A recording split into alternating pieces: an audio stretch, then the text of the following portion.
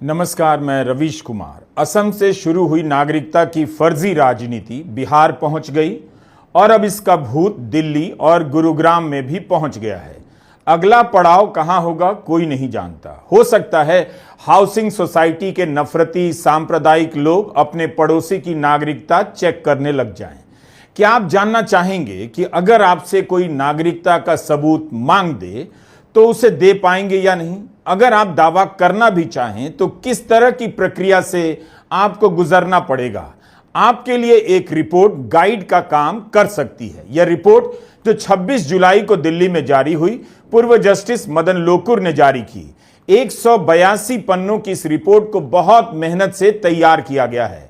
अनमेकिंग citizens नाम है इस रिपोर्ट का, जो बताती है कि कैसे नागरिकता के नाम पर ट्रायल का एक पक्षपाती ढांचा तैयार कर दिया गया है, जिसके काम करने का ढंग किसी को नहीं पता। सुप्रीम कोर्ट से लेकर गुवाहाटी हाई कोर्ट के 1500 से अधिक फैसलों का इस रिपोर्ट में विश्लेषण किया गया है।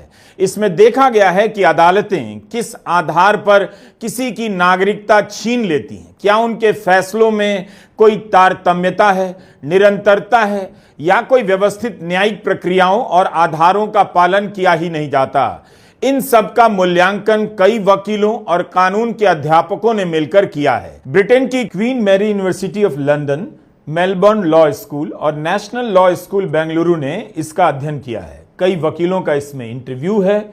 इस रिपोर्ट को अंतिम रूप दिया है मोहसिन आलम भट्ट, आरुषि गुप्ता और शार्दुल गोपुजकर, लेकिन सैकड़ों वकील और अध्यापकों के इसमें नाम दिए गए हैं। मुझे लगता है कि कहीं पे हमने बहुत आसानी से हम लोगों को फॉर्मेट डिक्लेयर कर रहे हैं, चेहरे के हिसाब से, एथनिसिटी के हिसाब से, लैंग्वेज के हिसाब से, जो लीगल जिसका कोई लीगल बेसिस है नहीं।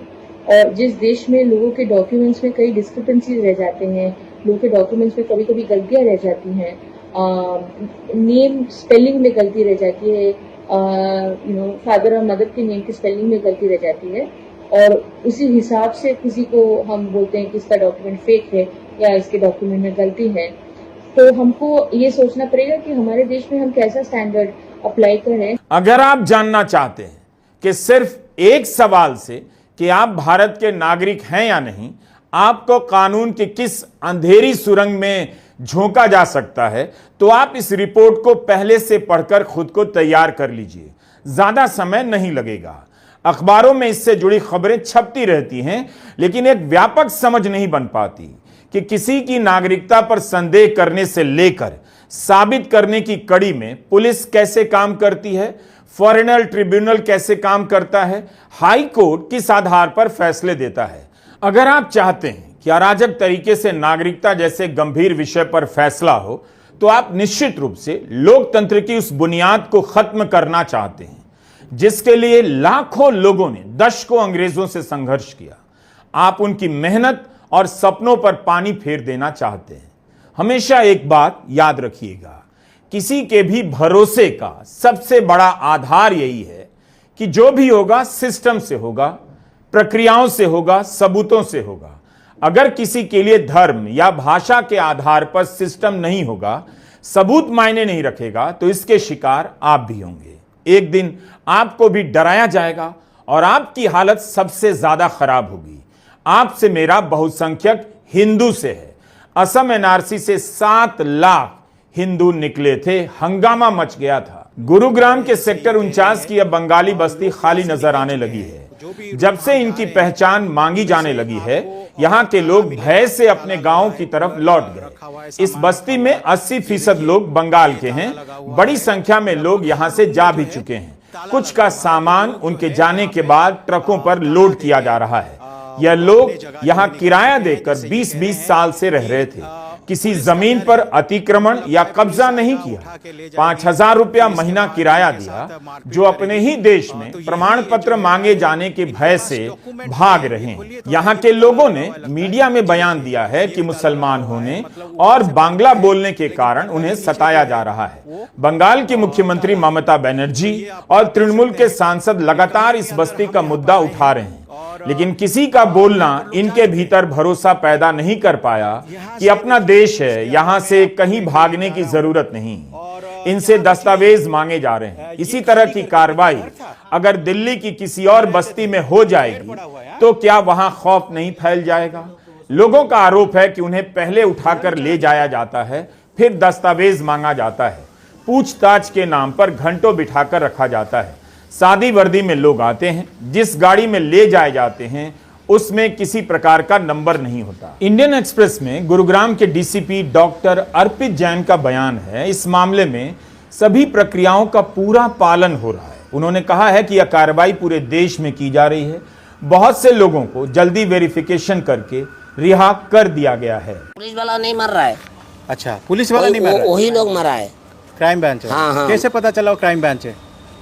तो ऐसे सिविल में आ रहा है सर, ऐसे कहते पता अच्छा, चल आपको पता नहीं कौन है, लेकिन जो भी लेके जा रहा है मेरे बोल रहा है आप कहाँ रहता है। हाँ। और ठीक है सर, मैं तो बंगाली मार के रहता हूँ। किसका प्लॉट पे रहता है? मैं बोल रहा हूँ सर पंडित का प्लॉट पे। मैं चलो तेरे पंडित का प्लॉट पे चलो। ये तो गाड़ी में बैठा के लेके आए नहीं, सीधा भागा के लेके आया तुम सोनीपत पानीपत। तो आपको रास्ते में उठाया? नहीं रास्ता नहीं भाई, इसी में अच्छा, इसी अंदर से उठाया? हाँ, इसी अंदर। कितने दिन रखा आपको? एक ही दिन रखा है। सुबह 9 बजे 9:30 बजे लेके गया पकड़ के, और रात को 8 बजे छोड़ दिया। तो डॉक्यूमेंट आपने दिखाया? हाँ, डॉक्यूमेंट दिखाया है। तो खाना पीना कुछ खिलाया? कुछ भी, पानी भी नहीं पिया। पानी भी नहीं दिया? पानी भी नहीं दिया। मैं बोला था सर थोड़ा पिसपास ले गया तो थोड़ा पानी दे दो, पानी भी नहीं दिया। खाना तो दूर है। और आप कितने साल से यहाँ पर है? मैं तो आया 2007 से सर। हम लोग कुछ बोलता नहीं। उस दिन आया था, सीधा दरवाजा खोल के घुस गया, फिर देख के फिर चला गया। कुछ नहीं मांगा। एक आदमी को यहाँ मिला, उसको 2-3 झापड़ मारा, फिर उसको छोड़ के फिर वो चला। और ये जो कॉलोनी सब बनाया गया है, ये आप लोग का है या ये? नहीं, हमारा नहीं, हम तो किराए में रहते हैं। अच्छा, ये किराए का है? हाँ, हम लोग का नहीं है ये। अच्छा, ये मतलब किराया। और किराएदार किराया कौन? इसने कोई दूसरा कोई मालिक है। मालिक है। वो दूर में कहीं रहते हैं। 10 तारीख को आते हैं किराया लेने। तो किराया आप लोग देते हैं? तो मालिक नहीं कहता कि आपके साथ? मालिक वो बोलता है, वो तो बोलता रहने के लिए, मगर हम डर के मारे नहीं रहते हैं। इसके अंदर कम से कम हजारों की तादाद में लोग थे। आपकी छोटे बस्ती में, इसी के अंदर? हाँ, ये सारे रूम चला गया, ये वाला ये सब चला गया खाली? लास्ट में भी है, लास्ट में भी 2-3 घर है, उस साइड में भी 3-4 घर है, बस इतना ही है। मतलब रहने का, बाकी सब चले गए? बाकी सब चला गया। आपके पास कागज पत्र सब है? हाँ बिल्कुल है।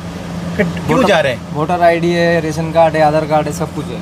तो क्या पुलिस क्या मांग रहा है? कुछ भी नहीं बोल रहा है, बस रास्ते से जा रहे हैं, बंगाली है, उठा के लेके जा रहा है, मार रहा है, छोड़ रहा है, बस। गुरुग्राम का यह मामला बता रहा है कि अब नागरिकता का प्रेत किसी भी इलाके में छोड़ा जा सकता है और लोगों को भयभीत किया जा सकता है। 20-20 साल से लोग इस बस्ती में किराया देकर रह रहे हैं, गुरुग्राम में काम कर रहे हैं, और अचानक उनसे भारतीयता साबित करने के लिए कहा जा रहा है कि कहीं वे अवैध बांग्लादेशी तो नहीं है। क्या आपको यह बात अपमानित नहीं करती है कि भारत का ही एक नागरिक सिर्फ मुसलमान होने या बांग्ला बोलने के कारण अपने दस्तावेजों को निकालकर दिखा रहा है, गिड़गिड़ा रहा है कि देखिए भारत का नागरिक है? गुरुग्राम, जहां सब जानते हैं कि यहां की चमकती इमारतों में ईमानदारी का कितना पसीना है और ब्लैक मनी का कितना, लेकिन उनके भीतर किसी तरह की कोई असुरक्षा नहीं, डर नहीं। लेकिन जो गरीब है वही डरा जा रहा है। जो लोग यहाँ के फ्लैट को चमकाने जाते हैं वो क्यों चुप हैं? वो क्यों नहीं बोल पा रहे हैं? वो तो भारत के नागरिक हैं। उनकी नागरिकता पर किसी ने संदेह नहीं किया, बल्कि फ्लैट वाले ही सलाह दे रहे हैं इन गरीब लोगों को अपने गांव चले जाओ। कमाल का नागरिक समाज बन गया है।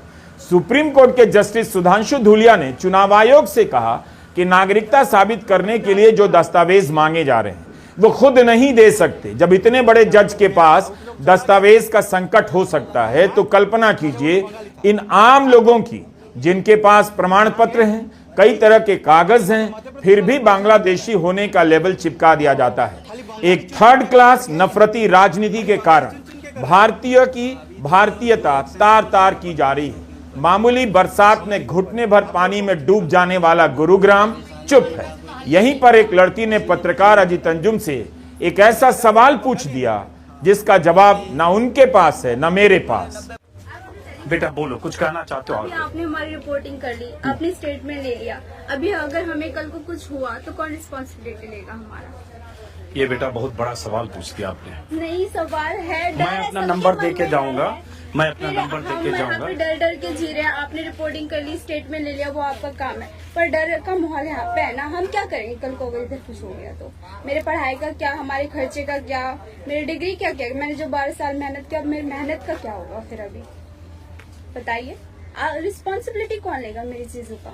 नागरिकता का सवाल आते ही लोग अपने पड़ोसी पर, सहयोगी पर, सहपाठी पर शक करने लग जाते हैं और किसी गरीब मुसलमान पर तो तुरंत शक कर लेते हैं। इतना भयभीत हो जाते हैं कि हल्ला मचाने लग जाते हैं। उनकी ही आंखों के सामने काले धन से चमकाकर शानो शौकत से लोग निकल जाते हैं। उनके भव्य कार्यक्रमों में तमाम समाज जा रहा है, उनसे किसी को भय नहीं होता, देश को खतरा नहीं होता। लेकिन किसी गरीब मुसलमान को घुसपैठिया कह दो, तुरंत यकीन कर लिया जाता है। कम से कम असम में जिस तरह से नागरिकता तय की जा रही है उसके बारे में तो ध्यान से सुनिए जो इस वीडियो में बता रहा हूं। नागरिकता के नाम पर आए दिन लोगों को प्रताड़ित किया जा रहा है। आज धर्म और भाषा का आधार है, कल आपके मामूली विरोध पर, सवाल पर नागरिकता का सवाल पूछ लिया जाएगा। मस्क ने ट्रंप से जब दोस्ती की और जब तक निभाई तब तक तो सब ठीक था। जैसे ही खटपट हुई, ट्रंप ने ही नागरिकता का सवाल उठा दिया, याद दिला दिया मस्क किस देश से आए हैं। जब भारत में ऐसा होने लगेगा तो आप क्या करेंगे? 1,65,992 लोगों को असम के फॉरेनर ट्रिब्यूनल ने विदेशी घोषित किया है। फॉरेनर ट्रिब्यूनल के सामने विदेशी होने के 4,36,046 मामले आ चुके हैं। इनमें से 3,48,014 का निपटारा कर दिया गया है। 1,32,015 भारतीय पाए गए। जिन लोगों को विदेशी पाया गया और जिन लोगों को भारतीय पाया गया, दोनों को भयंकर असुरक्षा और कठोर प्रक्रियाओं से गुजरना पड़ा होगा। इस रिपोर्ट में उनकी तकलीफों का जिक्र तो नहीं है। जो भारतीय नागरिक पाए गए, उन्हें कितने साल लगे, कितनी बार सुनवाई के लिए जाना पड़ा, वकील को कितने पैसे देने पड़े। लेकिन जिन्हें विदेशी घोषित किया गया है, उनकी तकलीफों से साफ पता चल जाता है उनके साथ भी क्या हुआ होगा। जिस दिन यह सवाल उनसे पूछा गया, जो धर्म के नाम पर इस तमाशे में ताली बजा रहे हैं, उनकी रातों की नींद उड़ जाएगी। हमेशा याद रखिए, अगर आप दूसरों के लिए सिस्टम को मनमाना बनने देते हैं तो वो सिस्टम आपके साथ भी मनमानी करेगा। असम में एक सीमा पुलिस बनाई गई है, APBO, Assam police border organisation. इसका एक इंक्वायरी अफसर होता है जो किसी के विदेशी होने के शक पर इंक्वायरी रिपोर्ट तैयार करता है, अपने SP को देता है और SP उसे फॉरेनर ट्रिब्यूनल को भेज देते हैं, जहां उस व्यक्ति को अपनी नागरिकता साबित करनी होती है। लेकिन गलत रिपोर्ट बनाने या लापरवाही से रिपोर्ट बनाने पर इस इंक्वायरी अफसर के खिलाफ क्या कार्रवाई होती है, या गलत रिपोर्ट देने पर भी इसे प्रोत्साहित किया जाता है, क्योंकि शक के आधार पर जितनी संख्या बढ़ती जाएगी, राज्य की राजनीति के लिए उतना ही अच्छा माना जाएगा। सवाल है कि अगर आप संदेह कर रहे हैं तो इसकी प्रक्रिया पारदर्शी होनी चाहिए, मजबूत होनी चाहिए, व्यवस्थित होनी चाहिए। किसी की नागरिकता पर संदेह है, नागरिकता जाएगी, उसका जीवन खतरे में पड़ सकता है। लेकिन असम की नागरिकता पर जो रिपोर्ट आई है, अनमेकिंग सिटीजन्स, वो कुछ और कह रही है। इसके अनुसार फॉरेनर ट्रिब्यूनल के हजारों फैसलों में कोई तारतम्यता नहीं है। एक फैसला दूसरे फैसले से सुसंगत नहीं है। एक मामले में किस आधार पर विदेशी घोषित किया गया, दूसरे मामले में किस आधार पर किया गया, कोई मेल नहीं, जमीन आसमान का अंतर है। सरकारी दस्तावेजों में वर्तनी की गलती होती है, स्पेलिंग गलत हो जाती है तो नागरिकता खारिज हो जाएगी। क्या ऐसा होना भी चाहिए? 58 साल के रहीम अली को अपनी नागरिकता साबित करने में 18 साल लगे। फॉरेनर ट्रिब्यूनल ने उन्हें विदेशी घोषित कर दिया। रहीम अली के पास सारे रिकॉर्ड थे, स्कूल का सर्टिफिकेट, मतदाता सूची में नाम, आसपास के लोगों के बयान कि भारतीय हैं, यहीं रह रहे हैं। फिर भी उन्हें विदेशी करार दिया गया, बांग्लादेशी कहा गया। रहीम अली ने गुवाहाटी हाई कोर्ट में फॉरेनर ट्रिब्यूनल के आदेश को चुनौती दी और वहां से यह मामला सुप्रीम कोर्ट पहुंच गया। जब तक सुप्रीम कोर्ट का फैसला आता, रहीम अली इस दुनिया से जा चुके थे। सुप्रीम कोर्ट के इस फैसले को सुनने के लिए जिंदा नहीं बचे कि वे भारत के नागरिक हैं। सुप्रीम कोर्ट ने फॉरेनर ट्रिब्यूनल से जब रहीम अली के केस पर विचार करने के लिए कहा तो उनके परिवार ने मन मसोस कर यही कहा, अब भी अगर फॉरेनर ट्रिब्यूनल वाले उन्हें विदेशी कहना चाहते हैं तो हम क्या कर सकते हैं? कब्र से उठाकर ले जाएं। रहीम अली का मामला सुप्रीम कोर्ट पहुंचा, सुना भी गया, लेकिन इन वर्षों में उन्हें राशन कार्ड नहीं मिला, सरकारी स्वास्थ्य सेवाएं नहीं मिली और रहीम अली गरीबी में धकेले जाते रहे। उनके जैसे जाने कितने लोग सुप्रीम कोर्ट तक पहुंच भी नहीं पाए होंगे, ना उनकी क्षमता है। रहीम अली के मामले में सुप्रीम कोर्ट ने कहा कि जिस आधार पर फॉरेनर ट्रिब्यूनल ने उन्हें विदेशी घोषित किया है वह कानूनी आधार पर नहीं टिकता। राज्य सरकार ने रहीम अली के खिलाफ जो कार्रवाई की उसका आधार मजबूत नहीं था। रहीम अली ने अपने